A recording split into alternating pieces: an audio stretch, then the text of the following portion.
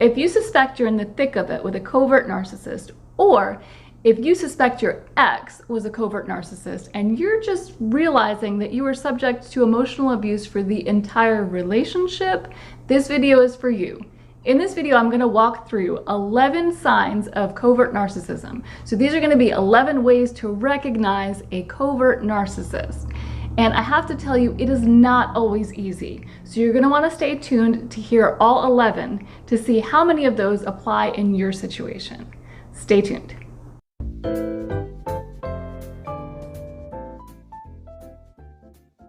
Hi, and welcome to the Common Ego community. My name is Christina, and I'm going to walk you through 11 ways to recognize a covert narcissist.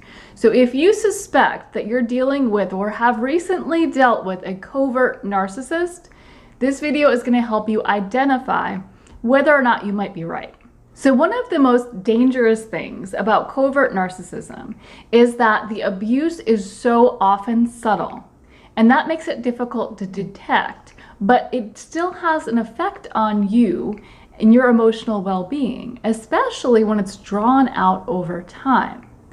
Now, covert narcissists, much like overt narcissists, they have a grandiose sense of self and entitlement. But the difference between the two and what makes the covert narcissist harder to spot is that the covert narcissist can actually be outwardly insecure. If you know a little bit about narcissism, you probably know about the overt type. And until recently, maybe, you haven't learned about the covert narcissist.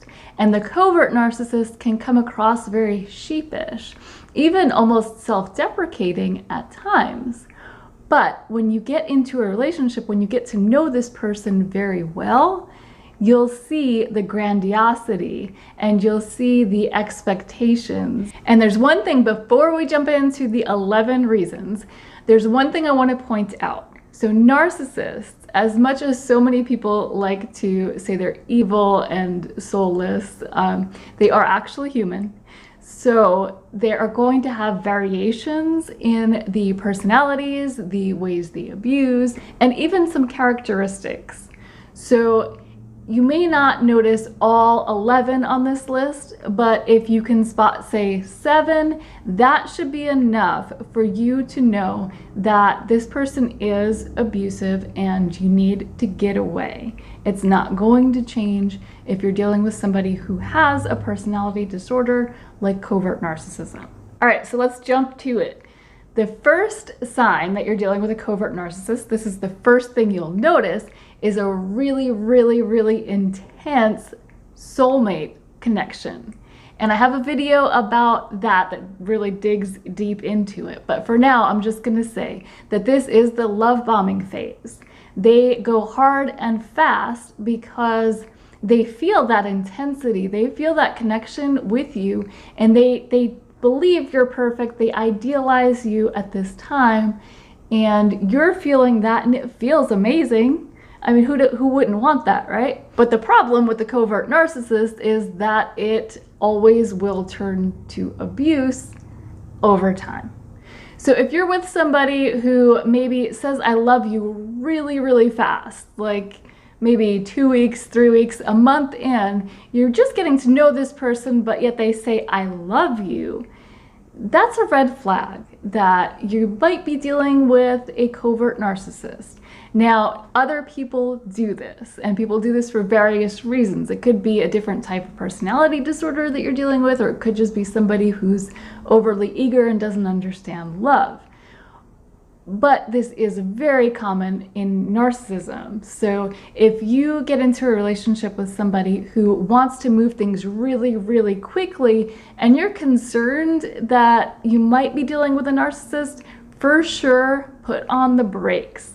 You don't necessarily have to walk away, just put on the brakes until you can look for other signs. And if you can clear this person and say, hey, that was the only thing that was off, then you're good. But it's often not. When somebody has this intense need to create a quick connection with you, a quick, intense connection with you, it's usually not a good situation.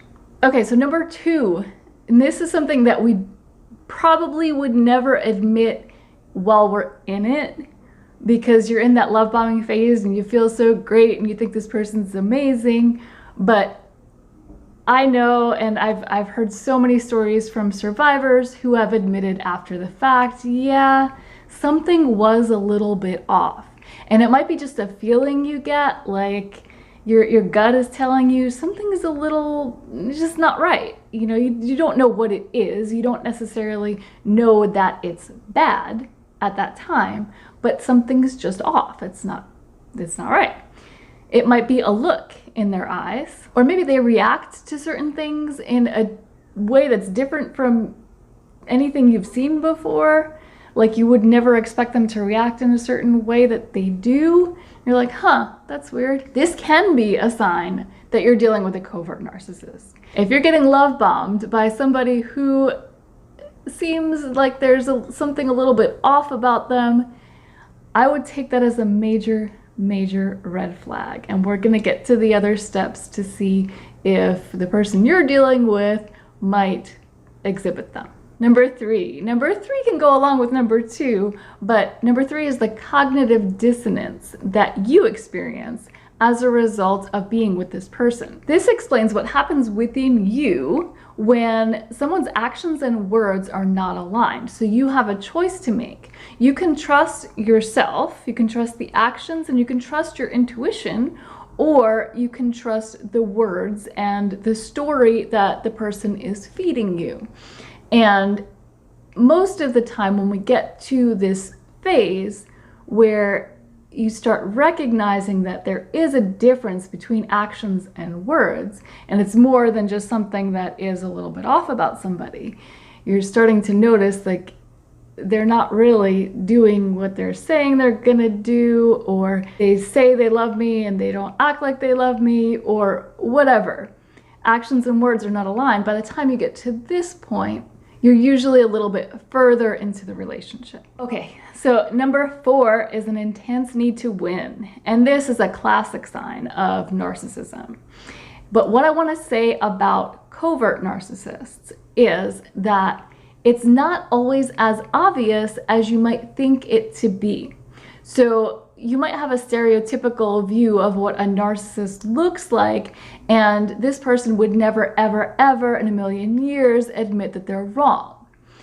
Well, that's not true. Imagine somebody going through their entire life without ever apologizing, without ever admitting they were wrong. They wouldn't get very far, right? There are times when you have to admit that you did something wrong. And narcissists do. They're human, right? They have to. They're part of this society and they have to play by the rules to a certain extent. So you may get an apology from a narcissist. The difference between an apology from a narcissist and an apology from somebody else is that the apology from somebody else might be sincere. So that person might apologize for doing something that hurt your feelings and then not do it again. But the narcissist, if they apologize for hurting your feelings, they are most definitely going to do it again and again and again because they're not really sorry. And you'll also notice this intense need to win in just silly little arguments. It could be something where the person is so clearly wrong and you have evidence that they're wrong, but they twist it around to make them look right. And you're just wondering, well, why would you go through all this trouble for something so silly? Why not just admit you're wrong? But it's part of the disorder. They can't see for themselves that they're wrong. Admitting that they're wrong is admitting that they are not perfect and grandiose and special. And that's very difficult, near impossible for a narcissist to do. So again, sometimes they might do it over something silly because they know they have to, because they know they have to play by society's rules, right? But it's not sincere. Okay, number 5, the covert narcissist will be an expert at justifying their bad behavior. So a covert narcissist may tell you that they cheated in a past relationship, but there's always a but. they did it because of X, Y, and Z, and, you know, maybe in hindsight, I shouldn't have done it, but, you know, I had good reason. I had good reason. If you notice that in every situation where this person is telling you a story where you're thinking, well, I wouldn't have done quite that, but yet it seems like this person had no choice but to make the morally corrupt decision, you might be dealing with a covert narcissist because they are experts at justifying their bad behavior. Okay, number 6 comes back to you. So how do you feel when you're with this person? And this is something that you can gauge throughout the relationship. In the beginning, in the very beginning, in the love bombing phase, you're gonna feel amazing. But as soon as the devaluation stage begins and they start subtly picking you apart and saying things that make you feel bad, you may not recognize it because it's so subtle, but you'll feel it, you'll take it on. So what's happening is that in the beginning, they idealized you, they thought you were awesome, and then as they got to know you, they realized that you were human and that you have flaws like everyone else. But that's not acceptable for a narcissist. They deserve, in their opinion, someone who is perfect. So when they see your flaws, that's all they can see is your flaws. And even if they aren't outright telling you, hey, look at this flaw, look at that flaw, look at this flaw, they're not pointing it out outright. It's going to come out. They're going to say it in one way or another, or even maybe just it's the way they look at you. It's usually a combination of things with a covert narcissist. The abuse can be very, very subtle, which is why it's difficult to detect, and which is why I always recommend that people take note of how they feel in the relationship. If you can recognize that you feel worse about yourself when you're with this person than you did before you got into this relationship, there's a very good chance you're dealing with emotional abuse at the hands of a covert narcissist or someone else. The diagnosis doesn't really matter, but it's emotional abuse, and you need to start distancing yourself from this person. Number 7 is that you might notice some disproportionate rage or anger. So you could be having a conversation about something and you totally don't expect this person to blow up, but they do. And you don't understand it. You don't feel like if you were having a conversation with a rational adult that they would blow up like this person is, but something just set them off. And this happens with covert narcissists very often, actually. And it can happen with overt narcissists too. But with covert narcissists, again, they're very insecure people, but they still need to hold up the facade, right? They need to believe that they're special, and they need you to reflect that back to them. So if you touch on something that is especially sensitive to them, something that's part of their made-up identity, and you start poking a hole in it, and you don't realize you're doing it, but you start poking a hole in it, it can set them off. It can set them into a narcissistic rage. And you're left like thinking, what just happened here? You know, we were just having a playful conversation, or yeah, we were arguing, but I didn't think I said anything that terrible. It's because what you said challenged this person's belief of themselves. And because we know that belief is false, challenging it can make that person see, if only for a second, that it's false. And that is extremely painful for a narcissist. And so they are likely to fly off the handle at little things like this. So number 8 is something that you probably know very well if you have been in a relationship with a covert narcissist. Number 8 is gaslighting. So gaslighting often happens around cheating. Not always. It could be anything. I mean, gaslighting could happen with a narcissist at work, but in a romantic relationship, it often happens around cheating. So here's how it might look. So the narcissist is, in fact, cheating with an ex or with a one-night stand, with somebody, with anybody, with everybody. Who knows? the narcissist is cheating. You get either a gut feeling that something is off about this specific situation, or maybe you even have some proof. Maybe you have a whole lineup of circumstantial evidence that this person is cheating. So enough to prove in a court of law, if there was such a court of law, that this person was cheating. And you confront them with whatever it is, your gut feeling, your evidence, whatever it is, you confront them. That person is the narcissist who is cheating, is likely to blow up and turn the tables on you. So this person is going to try to enrage you, all the while turning the behavior on you. They might even accuse you of cheating, or they might just accuse you of being crazy. You overreact about all these things, and they'll bring all kinds of stuff into it. And if you get wrapped up in the emotion of it, because that's what they're trying to do, they're trying to pull your strings, so you get distracted and don't focus on the topic at hand where they're clearly wrong. If you follow that, if you fall into the emotional trap, you'll end up kind of almost confused. Like, wait a second, what just happened here? You know, I had some things that I wanted to talk about, and this person just, suddenly I'm defending myself. What just happened here? So that's gaslighting. And that is a very clear sign of an emotionally abusive person, if not a covert narcissist. And the last things I have on this list are quite specific to narcissism. Some of the things we've talked about could be any emotionally abusive person.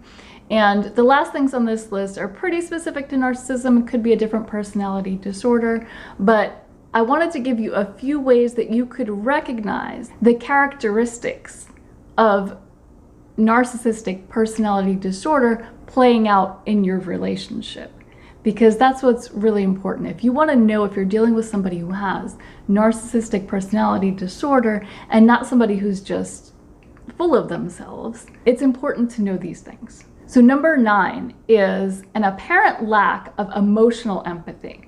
And emotional empathy is when you can feel someone else's emotion. And this is different from being an empath. Being an empath is kind of like a higher level of that.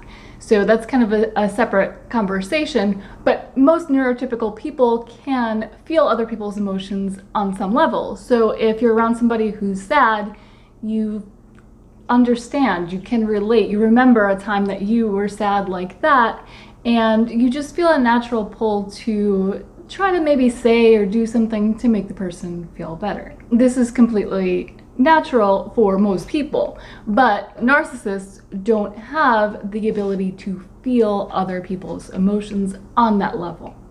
Some narcissists may have some level of emotional empathy, and they definitely have cognitive empathy, which means they understand. They understand, if I do this, you'll feel this way, but they don't feel it. So how this plays out in your relationship, how you might see this, is you could end up in a situation where you're in a relationship with somebody who seems to have empathy.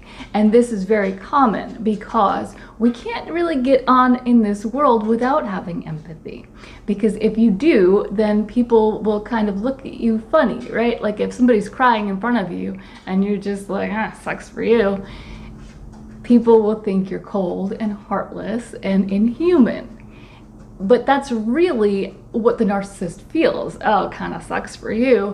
It's inconveniencing me that you're crying right now. But they can't act on that all the time. So a lot of times they will pretend to have empathy. And this is a skill, this pretending is a skill that they've built up over many years of their life. So they can watch how other people react or watch movies to see what might be appropriate in certain situations. And this is also why one of the earlier signs was that they may react in a way that seems off in a certain situation, because it is off, because they're not reacting out of their instincts or their gut feeling. They're reacting because they think it's what they're supposed to do, and sometimes they could be wrong. So you may enter situations where they're kind of acting weird around something, and it's usually involving empathy because they don't really have that emotional empathy that most people do, and they're faking it. But in those moments where they're faking it, or even if they get it slightly off, you're probably not going to jump straight to, well, this person has no empathy. For the most part, we give people the benefit of the doubt, right? So you're going to think, well, that was just a little bit off. So you'll continue on this relationship until the narcissist that you're with, if it is a narcissist, eventually the mask will slip and they're going to let it show that they don't care about something that most people would. So say it's you're their romantic partner and you're upset about something. You're telling them you need their support, and they just say, no, I'm sorry, I just want to watch TV. Can you just leave me alone? And that's not something, if you care about somebody, if you love somebody, that's not something that an emotionally healthy person would do. And it's really not something that somebody with their emotional empathy intact would really be able to do. So if you've ever noticed moments like this, and it could be with you or it could be with somebody else, if you've ever noticed those moments where this person seems extremely cold and heartless, you might be dealing with a covert narcissist. Number 10 is a very black and white perception of themselves and of others. But what you'll see most often is the perception of others, mostly you.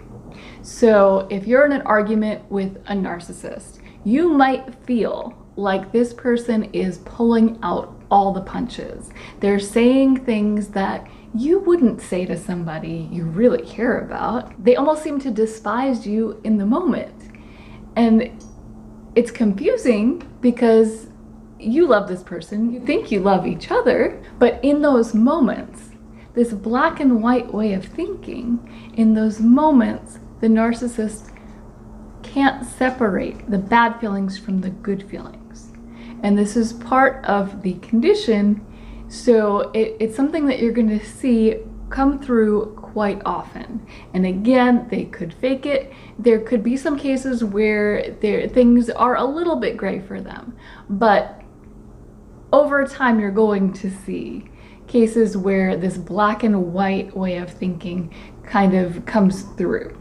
So you're in an argument, the narcissist hates you. The argument is over, maybe you apologize to the narcissist and boost his ego, and he loves you. So this is another sign that you might be dealing with a covert narcissist. Okay, so the final way to recognize a covert narcissist in your relationship is if you feel especially insecure whenever you're not physically with this person. If you feel like this person is not super attached to you unless they're almost physically attached to you, you could be dealing with a covert narcissist, because covert narcissists and other types of narcissists, they struggle with something called object constancy. So if you're not in front of them, it's difficult for them to remember the feelings they had when you were in front of them. And they will remember them again when you're in front of them again. But while you're not there, they're not thinking all those positive thoughts. They're not thinking they love you or whatever. And this is why narcissists are so likely to cheat, because they don't have those feelings towards you when you're not with them, but they do have those feelings towards somebody who is in front of them at the moment. So this lack of object constancy explains a lot of the reason why narcissists cheat. But it also could explain if you've been in a relationship with somebody who might break up with you whenever you're not like physically in the same state or city for an extended period of time. So you go on vacation and you get a breakup text or call or whatever.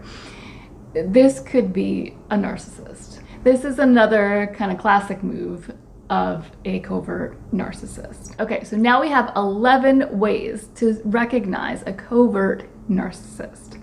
And I want to hear from you if you're dealing with someone or have dealt with someone who you believe is a covert narcissist. How many of those 11 can you identify in this person? Let me know in the comments. And if you found this video helpful, please let me know by hitting the like button, subscribe, and hit that notification bell. See you next time.